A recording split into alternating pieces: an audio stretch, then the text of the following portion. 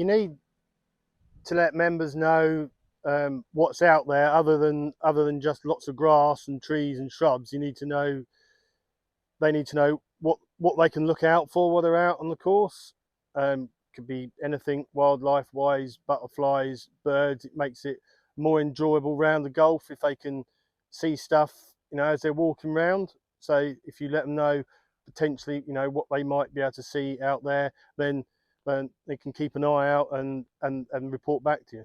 Yeah, it's important for all those conservation charities that they know what's in your area, so they know they can keep a track on how well a species is doing.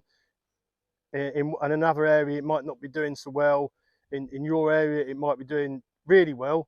So there might be certain reasons and factors for that. So if you've got particular plants for whichever species, then it's useful to know, what's in an area and what's not, and what might attract, different species. I think the best place to start to communicate with the members is golf club newsletter. Simple. Most golf clubs will have them. They might be out monthly or bi-monthly or even quarterly. That's probably the best place to start. Somewhere that most members are going to be able to read, and information about the golf course and wildlife and conservation news. My last club, I had a wildlife notice board, so you can pin up posters, anything to do with ecology, conservation, information, and then there was a sheet on there where members could write down stuff that they've seen on the course, and then I could collate all the information together for a report.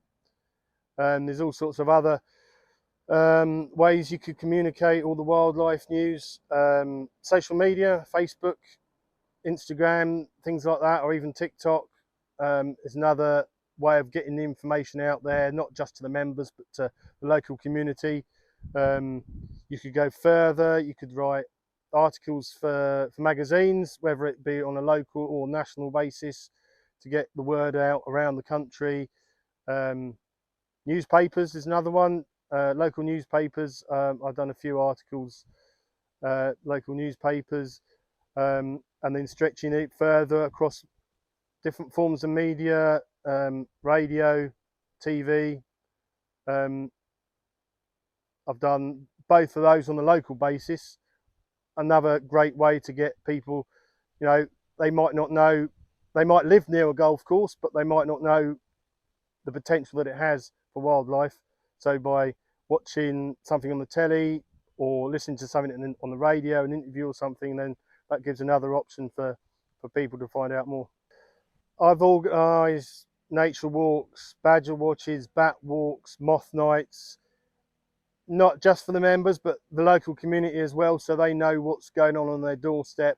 It gives people the information, and rather than just maybe reading about it, they get to experience it and actually see things for real, as it were. And then they usually go away with a happy smile at the end of the night. So moth night I did at Woodall Spa last year was, I think, about 15 people. They all went away saying they'd had a really good night and they'd come again. Similar experience with bat walks and badger watches I've done. People go away, they've found out lots of information, they've enjoyed the night, they've seen wildlife, and they go away happy. Yeah, you could. I've touched on a lot of stuff. It hasn't happened yet, but we are planning some kind of members evening where we can talk to the members about stuff going on the course, greenkeeping wise, as well as the wildlife and conservation bit, and letting members know, what's going on. But any of probably the easiest way to let the local community know what's happening is through social media, and probably I've done that a lot, probably on local Facebook group. That seems to gain quite a bit of interest. Emails will go out to members, or as I mentioned, the newsletter.